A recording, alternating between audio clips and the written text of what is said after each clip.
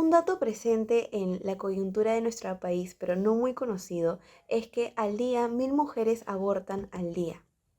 El año pasado, en el 2023, 908 mujeres fueron denunciadas por abortar y 77 de ellas fueron condenadas.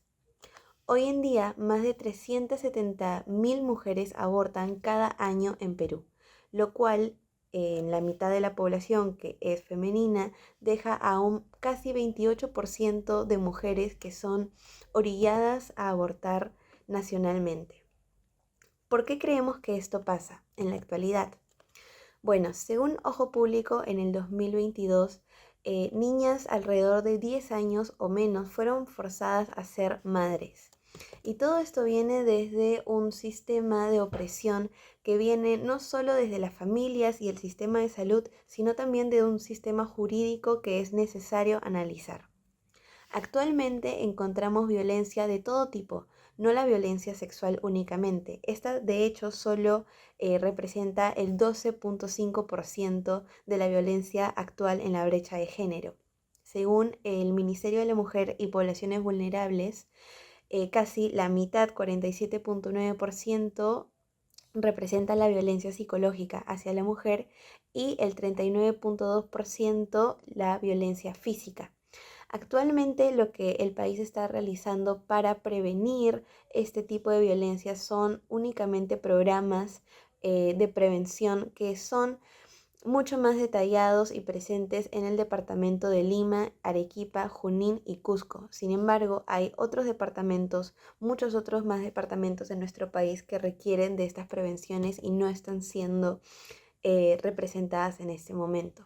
Y esto se puede ver bastante bien en las segregaciones que encontramos en las violencias sexuales en el país, debido a que tan solo el 6% han sido realizadas por hombres, para hombres, mientras que el 93.5% han sido realizadas hacia las mujeres según el boletín del 2024 del Ministerio de la Mujer. Eso también no solo deja a las violaciones sexuales en develación, sino también en contraste a los feminicidios, ya que ante las violaciones sexuales también existen otro tipo de manifestaciones bajo la misma lógica patriarcal que asume esta brecha de género. No solo es el poder ante la sexualidad, sino también el poder ante la vida. Y esto es a lo que se llama una vulnerabilidad diferencial, el cual es un concepto que acuña la filósofa Judith Butler, pero eso lo veremos en un momento. Buenos días, tardes, noches, mi nombre es Estefanía Ojeda y hoy para la evaluación parcial del curso de Filosofía y Ética vamos a desglosar un caso que puede explicar bastante bien cuál es cómo es que se vive actualmente la manifestación de esta gran brecha de género que acabamos de explicar, que es el caso Mila, el cual es el caso de una niña que fue forzada a ser madre. Y esto nos detalla cuál es la situación del aborto terapéutico actualmente en Perú. Bueno, en el 2023 tuvimos el caso de una niña de 11 años que fue abusada por su padrastro. Esto conmocionó a todo el país, apareció en distintos medios. Sin embargo, la connotación que se le daba y la configuración lírica en redacción que se tenía en los medios peruanos detallan mucho de cómo se ve realmente este aspecto en el país debido a que los términos son muy importantes para conocer cómo es la perspectiva ante la violencia de género en el país. Entonces, mientras vemos en algunos medios que se le denomina a niña violada, podemos también ver otros medios en donde la violación se determina como aborto terapéutico, como autorización legal, eh, términos que tal vez no acuñan todo el aspecto negativo, toda la connotación negativa que realmente tiene la negación de un aborto terapéutico a una niña de 11 años. Va más allá de una legislación, va más allá de un aspecto jurídico, es mucho más que eso, es la prohibición de vivir, la prohibición de ser una niña y consecuentemente ser una mujer, llegar a ser una mujer. A pesar de que hubo una denuncia de por medio, y también la petición del aborto terapéutico, a esta niña se le negó este procedimiento, sí otorgándoselo después de la polémica a mediados del 2023. Sin embargo, esto no ocurre con la mayoría de menores que se encuentran en esta situación. Según el Ministerio de la Mujer y Poblaciones Vulnerables, en este año hubieron 6.092 casos de violaciones y de estas, 4.031 correspondieron a niñas y adolescentes, lo cual hizo que nos comunica que hay muchas más niñas de 11 años que son orilladas a tener un aborto y consecuentemente ante las presentaciones y sistemas jurídicos dentro de nuestro país son orilladas a ser madres ante una opresión de género. Un paper que nos puede ayudar a comprender todo esto es el de la violencia sexual en Perú, gracias a Gutiérrez Ramos en el 2021, el cual analiza mucho mejor desde la sociología la situación que ocurre en nuestro país, en donde también se analiza la estadística y las métricas que existen actualmente en la brecha de género de nuestro país. Y en suma se puede también concluir, inferir que existen actualmente más de 28.000 madres que son menores de 18 años actualmente.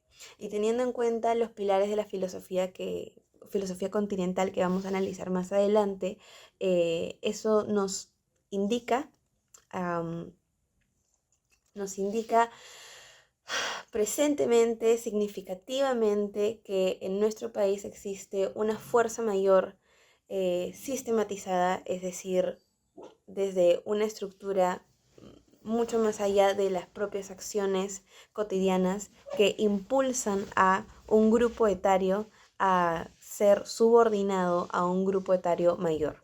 Y no solo hablamos de las vulneraciones de grupos etarios, sino también de género, de clase, de etnia y sobre todo de género. Toda esta conmoción ha creado distintas manifestaciones, distintas representaciones feministas en las calles, entre otros enfoques y derechos de género. Y lo que he realizado para esta presentación es llevar esta problemática ante dos corrientes filosóficas que creo que son esenciales para analizar la situación. La primera es el existencialismo feminista y esta corriente es acuñada por Simone de Beauvoir, que es una gran autora. He tenido la posibilidad de leer El segundo sexo y este es uno de los libros más importantes y significativos en la filosofía actual y sobre todo en el feminismo. Si bien es cierto, tenemos muchísimas autoras dentro de las olas del feminismo que destacan y defienden a capa y espada los derechos de la mujer sobre el contexto patriarcal en donde ha sido construido el mundo, también existe una realidad que es que existe mucho más allá de esos derechos y esto solamente se puede llegar a analizar gracias al existencialismo. El existencialismo es una corriente filosófica que destaca mucho más por ejemplo, Ernesto Sábato o Sartre. De hecho, Sartre fue como la pareja mística de Simone de Beauvoir en su tiempo, pero muy poco se habla sobre las autoras mujeres que realmente quisieron hablar sobre el existencialismo. Y es que Simone de Beauvoir, siendo una autora, gran filósofa, no siempre fue representada gracias a esa corriente debido a que pues su gran premisa siempre fue el feminismo. Sin embargo, ese feminismo es existencialista y por eso se debe conocer como una corriente de filosofía continental. ¿Cómo esto tiene que ver con el caso de Mila o el de los abortos que conocemos hoy en día? Bueno, Simone de Beauvoir, a vanguardia de otro tipo de feminismos acuñados en la primera ola, su ola, que es la tercera, tiene un distintivo que por primera vez en la vida, en la historia, las mujeres comienzan a tener distintas opiniones sobre los derechos de la mujer. Entonces, no es solo que las mujeres tengan derechos o derecho al sufragio o por primera vez tener facultad sobre sus ganancias, sino que las mujeres comienzan a tener distinciones y diferencias sobre qué tipos de derechos les conviene a ellas. Obviamente por la evolución de los derechos, pero también y sobre todo por las distintas corrientes filosóficas que comienzan a existir en el mundo. Por el lado de Simone de Beauvoir, ella plantea sobre todas las cosas que las mujeres están subordinadas a los hombres, mas no los humanos están subordinadas a las leyes. Y esto es algo muy importante debido a que apenas arranca el feminismo después de la Revolución Francesa en 1789, se cree, gracias a Olympe de Gouges, que es la que plantea la vindicación de los derechos de la mujer, que el feminismo, o sea, los derechos de la mujer, están subordinados a los derechos que existen en el mundo. Sin embargo, lo que plantea Simone de Beauvoir es algo contrario, que es que no existe machismo gracias a las leyes y al sistema, sino es que existe una subordinación implícita, intrínseca dentro del sistema, gracias a que el sistema está tratando de usar a los cuerpos como objetos y que estos no tengan autonomía, no por sistematización, no por jurisdicción, sino por un intento constante y a propósito de los cuerpos que existen actualmente activos, proactivos en esta no lucha de poder, lucha fría del poder. Entonces, eso nos dice bastante bien, explica bastante bien cómo es que los casos como Mila se deben entender desde una mirada mucho más profunda y existencialista que la jurídica, porque si nos quedamos viendo dentro de los patrones de cómo se puede ver la ley, probablemente ninguna de estas niñas logre algún día tener el derecho del aborto terapéutico debido a que la sociedad sigue tratando a las niñas como objetos sin autonomía. Y esto es justamente lo que plantea Simone de Beauvoir. Simone de Beauvoir no habla sobre Mila, pero habla sobre las mujeres y cómo es que estos cuerpos no son vistos como propios y que existe una implícita imposición de maternidad en las mujeres. ¿Y cómo es que esto se representa hoy en día? Pues viendo a una niña de 11 años siendo agredida sexualmente por su padrastro, a la que no es ni siquiera ayudada bajo la jurisdicción para poder ayudarla a detener, juzgar y apresar a su agresor, sino que también la impone a ella, le quita su libertad y le impone a tener a un hijo por el cual ella no está preparada. Algo que puede explicar bastante bien este punto es cómo es que las olas del feminismo han evolucionado, se han modificado a raíz de ese punto. En el siglo XVIII vemos cómo después de la Revolución Francesa, Olympe de Gouges crea la vindicación de los derechos de la mujer. Ella es decapitada junto a muchas personas que quisieron llevar a cabo estos cambios y es Mary Wollstonecraft, que de hecho, como fun fact, es la madre de Mary Shelley, la que escribió Frankenstein. Ella trata de hacer nuevamente una reivindicación sobre estos derechos y hasta ese punto de la historia todos estamos de acuerdo con que los derechos de la mujer son un pilar para desarrollar la vida.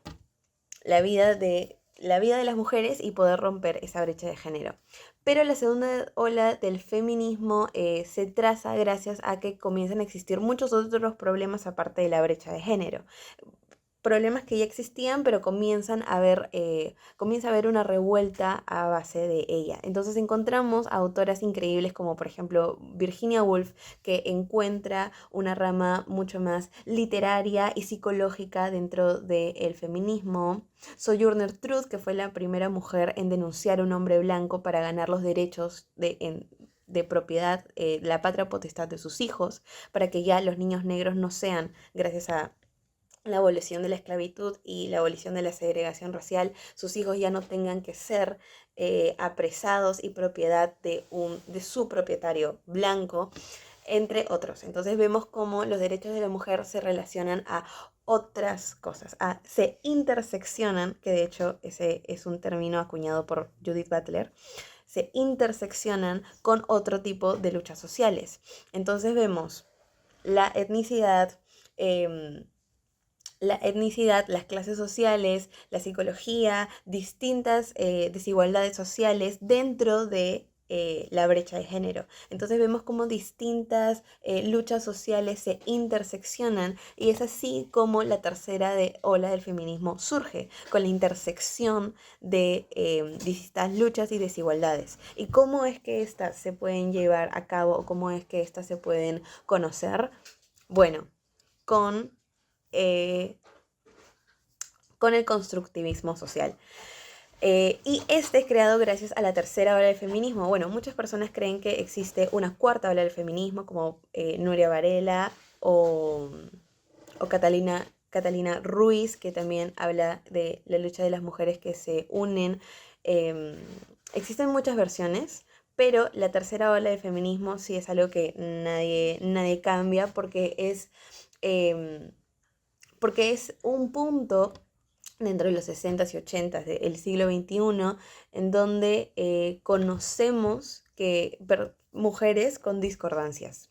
Entonces existe un feminismo eh, radical, comienza a existir un feminismo existencialista, uno normativo, comienzan a existir distintas olas de feminismo y una de las más abanderadas es Betty Friedan con la mística de la feminidad y Simone de Beauvoir con el segundo sexo.